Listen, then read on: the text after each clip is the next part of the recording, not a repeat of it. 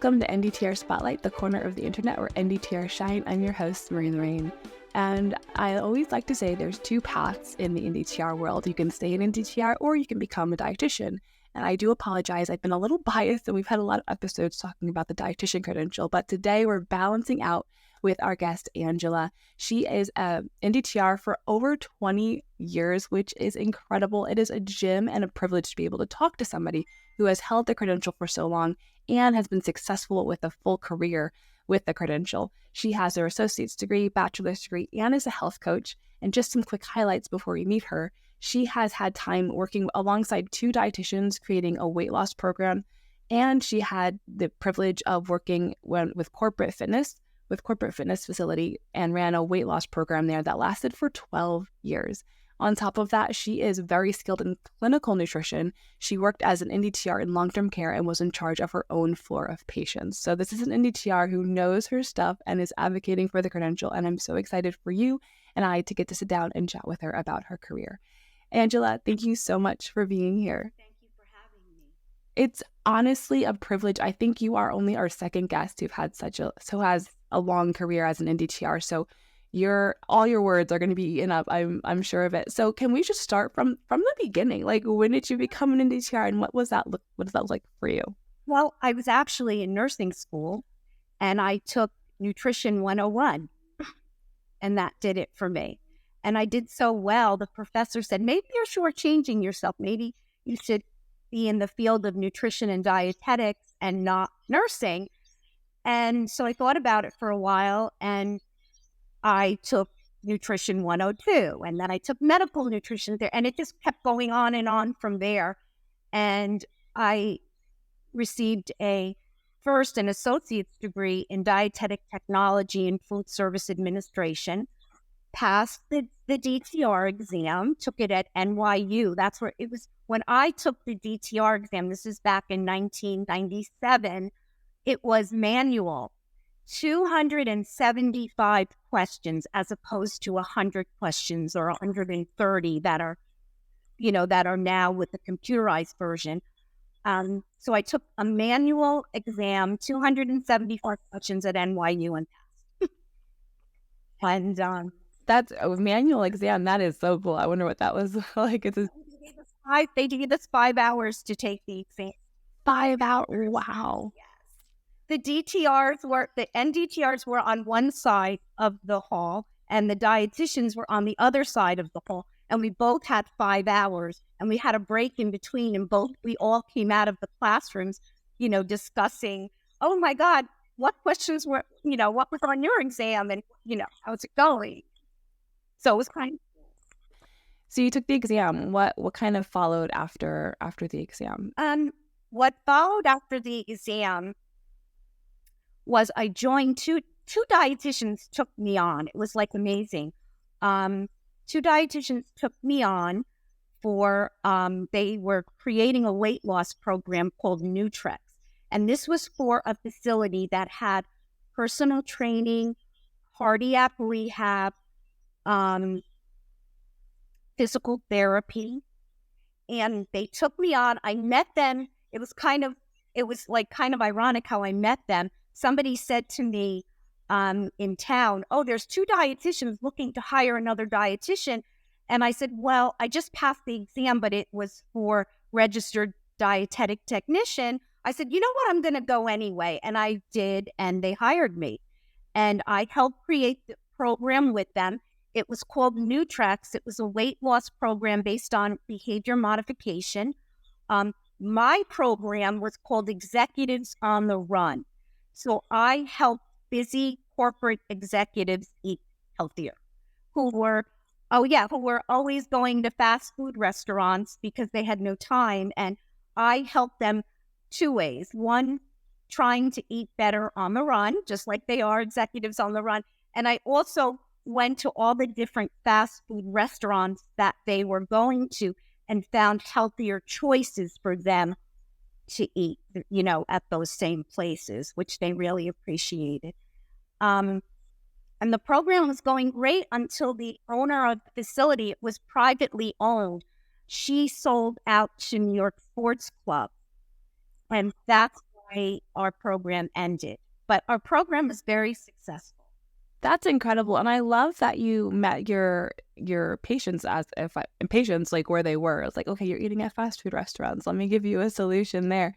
And the working relationship with the dietitian and NDTR, you just gave a perfect example. So it sounded like you had your own kind of baby within that project. Is that correct with the executives?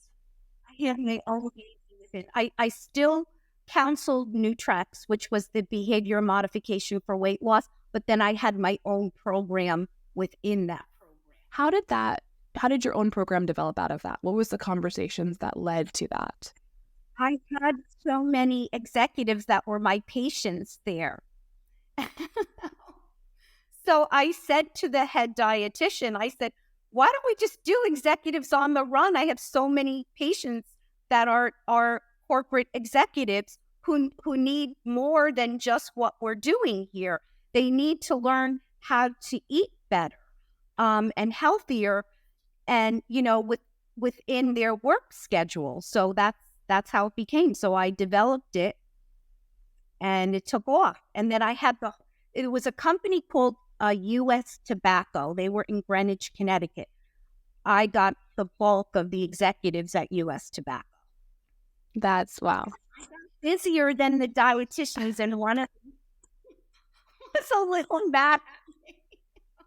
One of them was a little like, hey, wait a minute here.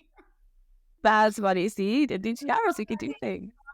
I had to throw that in. No, I love those nuggets. That's like refreshing. But you stood up and you made your own program. You saw a problem and you fixed it and you advocated for yourself and what you could do. And it's awesome to see that.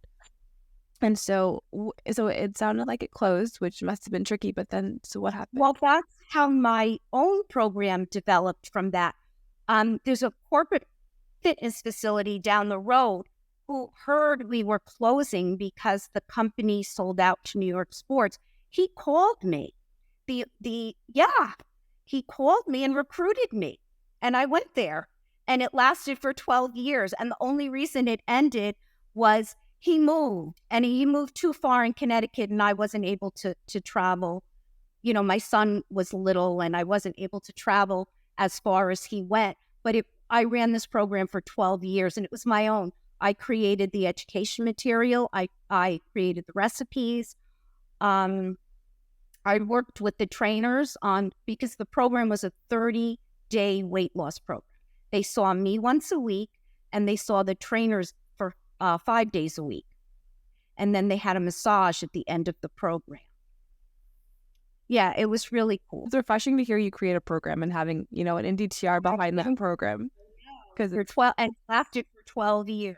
So weight loss is a tricky category and nutrition education is tricky. So how were you able to find success for the patients that you were working with at that time with weight loss?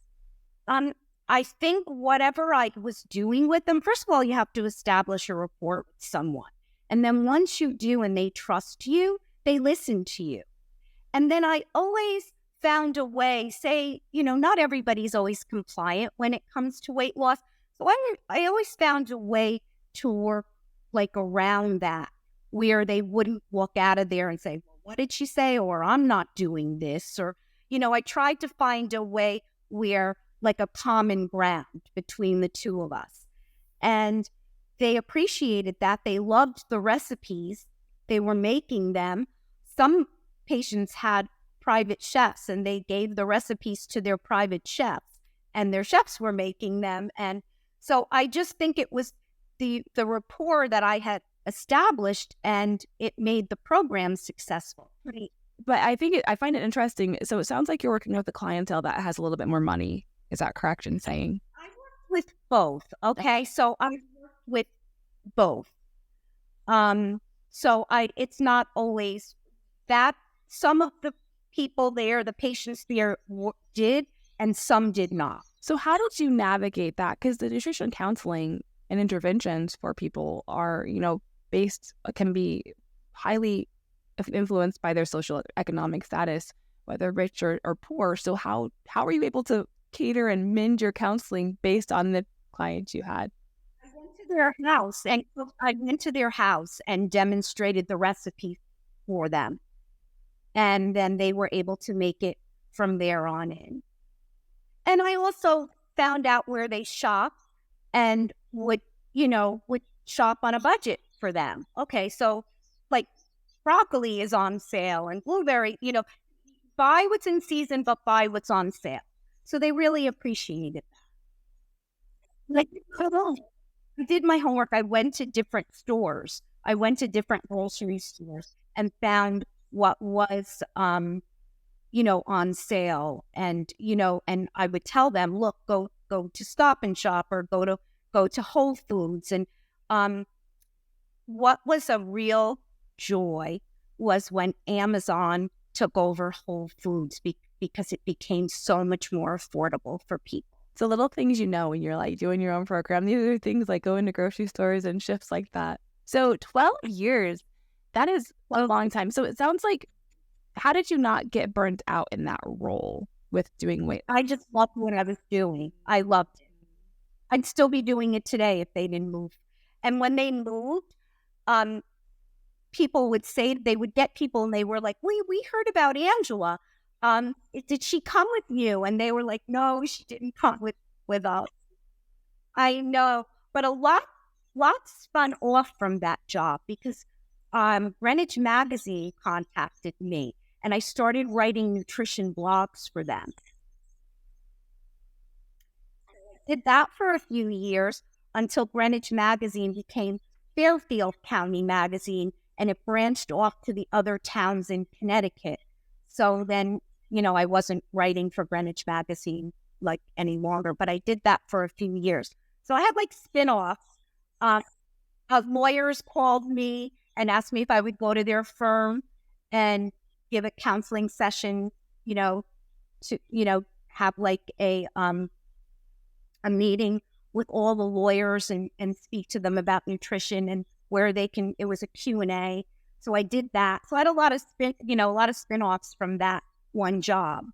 That's incredible. And it sounds like the rapport you built with the individual people you worked with expanded to rapport in the community. And so for the listeners, you're sitting and talking with lawyers and executives and on people all over the spectrum. Yeah. How did you solidify yourself as that nutrition expert in their eyes? I think that has to, well, first of all, I had a bio with my credentials. So everybody knew my credentials. And at the time, so I had the associate's degree and then I got a bachelor's degree in holistic nutrition, passed the registration exam, got a certification in health coaching from SUNY Purchase College, affiliated with the Integrated Institute of Nutrition in New York City. So I actually got 2 certifications. I got one from IIN and one from SUNY Purchase. So I think my credentials spoke for me, and then just referrals from one patient to another. So I think that's, and I learned to I can work with anybody. It doesn't matter what walk of life. So fluid in that. And that's refreshing because you had that NDTR behind your name. What prompted you to get the health coach certification? I have a friend, when I was working long-term care, I worked long-term care at the Jewish Home and Hospital in the Bronx, and I had my own floors. That's big for an NDTR. I had 2 floors and they were mine. And a good friend of mine who was a dietitian, who we still talk to today, she got a health coach certification. And then I saw that a lot of people in our field were getting a health coach, even though if you look at a dietitian and you look at it at a dietetic technician registered, we are health coaches if you think about it. But maybe the certification solidifies it a little more. I'm not sure. So she prompted me to get it, which I did. And you can also get certifications through our academy if you're a member, the Academy of Nutrition and Dietetics, because I did get the weight loss certificate for adult and adolescent weight management. I went to Boston for the weekend. It was myself. It was was a few DTRs. It was more dietitians. But that's one of the certifications they allow us to get. They should allow us to get more, but sorry. Anyway, so I did get that certification through them. So I have a certification through the Academy of Nutrition and Dietetics in adult and adolescent weight management. And then when I worked in the Bronx, Mount Sinai offered a certification in palliative care. So I got that too. And then I got a sports nutrition certification also. And I got that through the Academy. I don't know if they allow it anymore. Like, this was years ago, but I have a certificate showing this. I'm not sure they allow it anymore. They may want a master's now, but I think I kind of squeaked in. I don't know. But I know. So I just thought to enhance what I already do, I think these certifications are just more credentials to your name and, help you out more in the field, solidify you more, validate you more. Yeah, those are really great points. And just having those credentials, people may recognize health coach a little bit more than NDTR, unfortunately. But I like what you said, that NDTRs already have a lot of those skills. I know. And the bachelor degree is really important. And I'll tell you why. A lot of dietitian students that unfortunately, they don't get an internship. They're allowed to take the NDTR exam. So then they're also BS NDTR. So I'm comparable to that. And I think for a lot of people who are NDTRs who wanted to do that and they can't, the NDTR credential, or the students who wanted to become a dietitian and don't get that internship, the NDTR credential is great for them.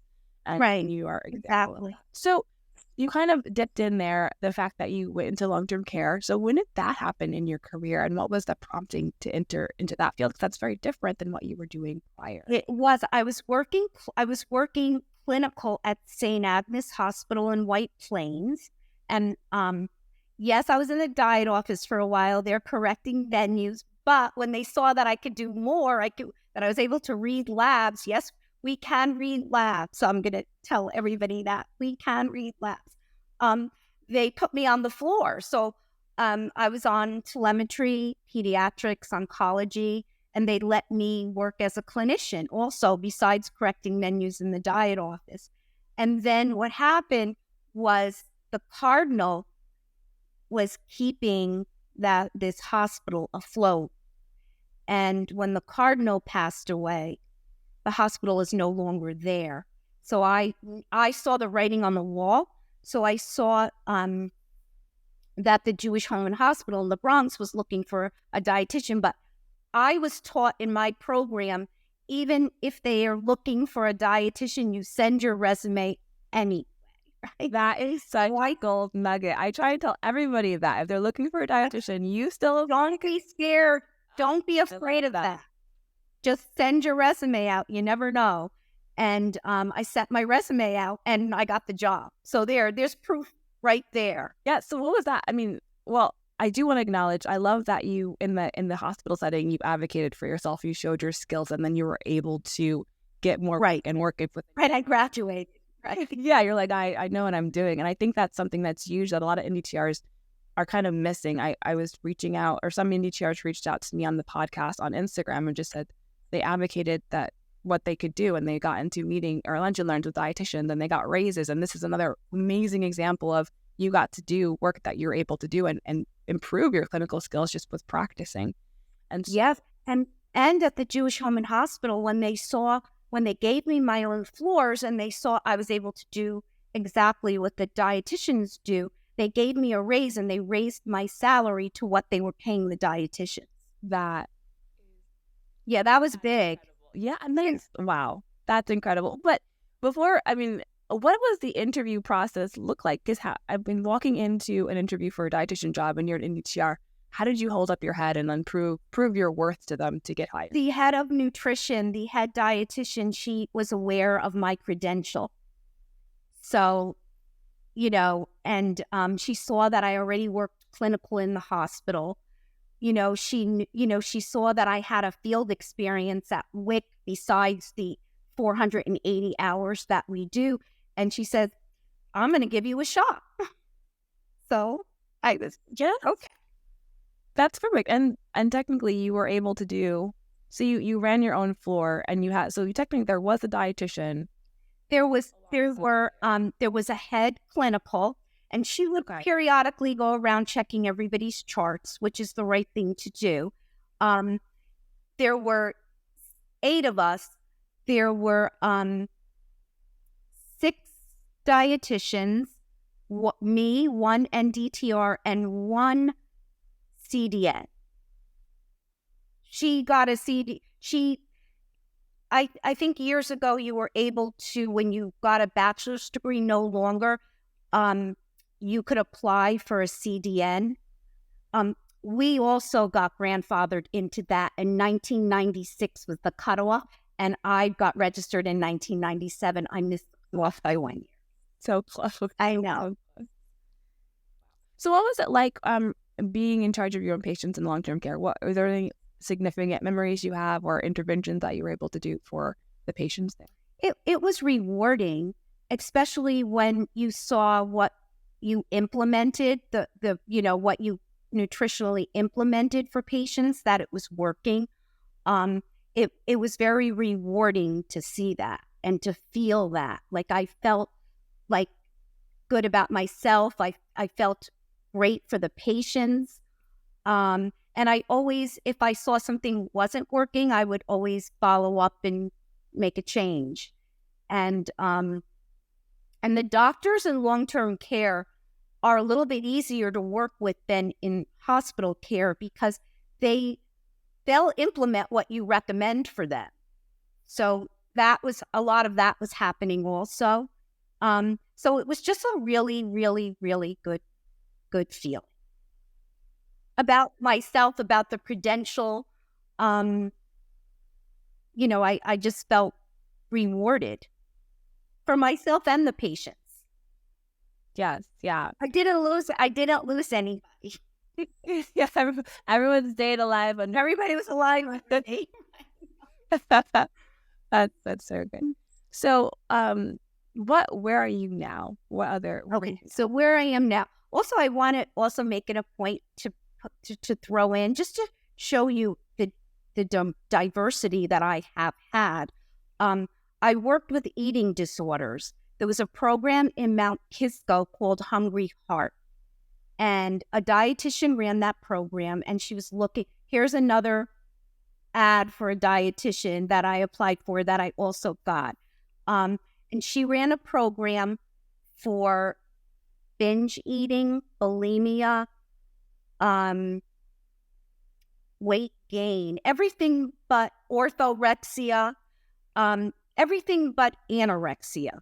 And she took me on, and she taught me her program, and I learned the program, and I was working for her for 5 years. She asked me if I would buy in with her and be her partner. And I was really, really, I was like, oh my God, I was like amazed.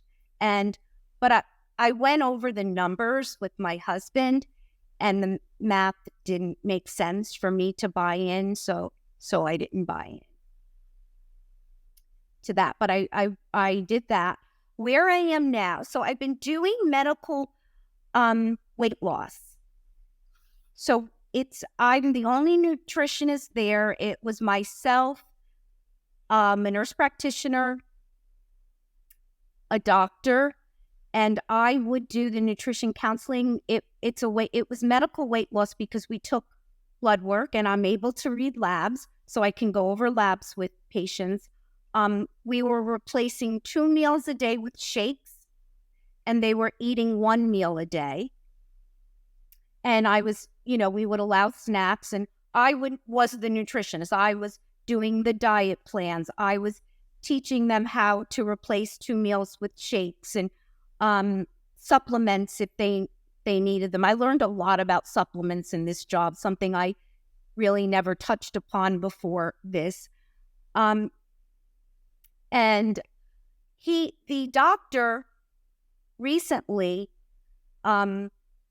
his rent went up, and he's negotiating, but they don't seem to be that negotiable. So I'm on hold. So we're on hold with that program, but I still work for a pediatric group in Greenwich that I had met when I, years before, when I was working in Greenwich, when I had that weight loss program for that corporate fitness facility. So I get referred, they refer me to moms and to children for just like healthy eating and, better food choices. I don't put children on diets. I don't, believe in that. But I do take a diet analysis on them. I have them write me a 3-day food record, and I do a diet analysis on it, and I go over it with the mom. And we just talk about this. And something exciting happened there because there was a little child that was failure to thrive. So they took this little girl up to Yale. So the nutritionist at Yale said, oh, put oil in her oatmeal. She eats oatmeal every morning. Put oil in her oatmeal, and that's going to help her gain weight.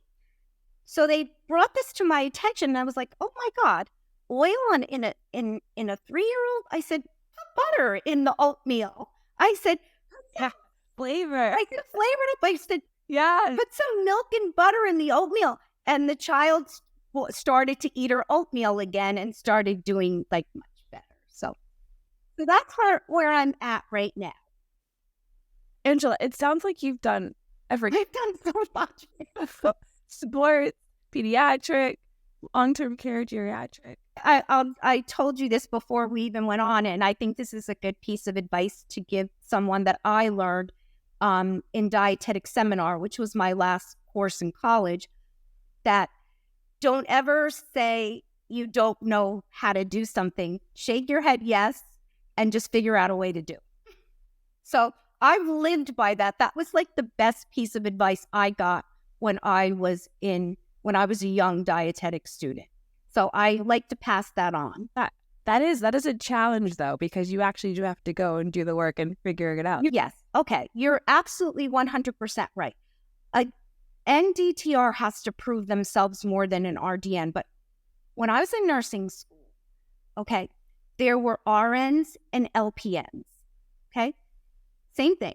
The LPN today is looked upon as a nurse and doesn't need to prove herself like we do.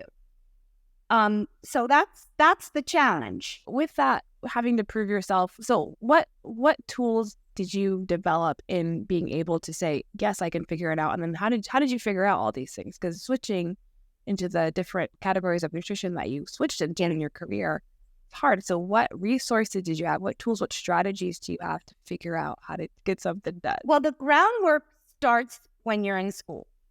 Okay. And believe it or not, that's how I passed the registration exam. I just used all my notes from school. And I know there's visual veggies and hey, these are great programs and I'm not putting them down, but I found my best study guide was my notes from school and the academy. The academy sends you practice tests and, they also send you a book on, notes to study from. And I just found, so I think it starts with your groundwork and then enhancing your career. Like I got the bachelor's degree. I received the health coach certification. I did what I could do through the academy, the weight loss certificate and the sports nutrition. And I think when you enhance yourself along the way, and I just became a good listener and a good learner. And I think that people were also willing to teach me because I think they saw I was motivated. I put a lot of my clinical, our 9 months that we do, I put a lot of that. Look, we were doing medical nutrition therapy for 9 months. This was not correcting diet menus. This was medical nutrition therapy. This is going on floors and taking care of patients. This is learning how to read labs that apply to nutrition. And so I just think the groundwork that I had. I think that I'm a good listener. I was willing to learn. I think enhancing my career, and showing people, look, I can do this, like I did at the Jewish Home and Hospital. And then I ended up getting my own floors. Like, hey, I can do this. And being motivated and having a passion, and a want for this. Yeah, and in a sense, you're not shying away from doing more work. You're asking for opportunities to do more work within your scope, which is awesome, and not just being complacent in that job. Right. And they actually offered me, and I had my son, so at the time, so I couldn't take it. They offered me a position they wanted to give me a promotion, so they offered me a food service administrative job in the Bronx, and I was going to take it, and then I got pregnant with my son. So I just worked up until I was able to work, and then you were able to be a loving mom, which is awesome. So I was flattered, and the pay was really good too at the time. That's nice for an NDTR to say that about their child. It's beautiful. What do you think about the future for NDTRs? With the master's degree requirement, what do you feel like is going to happen, or what are your hopes for the credential moving forward? If you can get the bachelor's degree, I think you should. Look, I think there's NDTRs that, have their masters. I've thought about it. I haven't done that. I did get multiple certifications. So that's another thing I recommend is get the certifications that we're allowed to get, just to enhance what you do, because we're not going anywhere.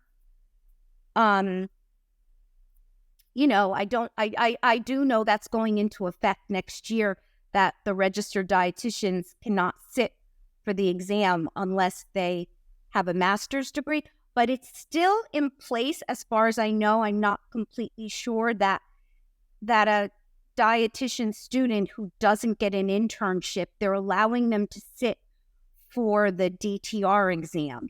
So as long as that stays in effect, you're going to have dietitians that have the NDTR credential.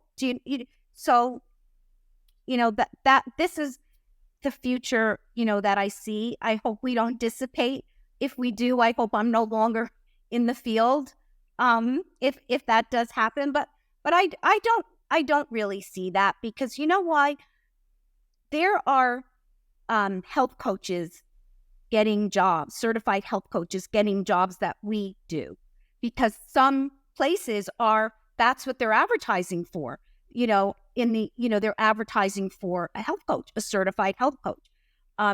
Some people call themselves nutritionists that take courses. There's other courses out there that you can take they call themselves nutritionists. There's some personal trainers that get a certification in nutritionist, and they're preaching nutrition.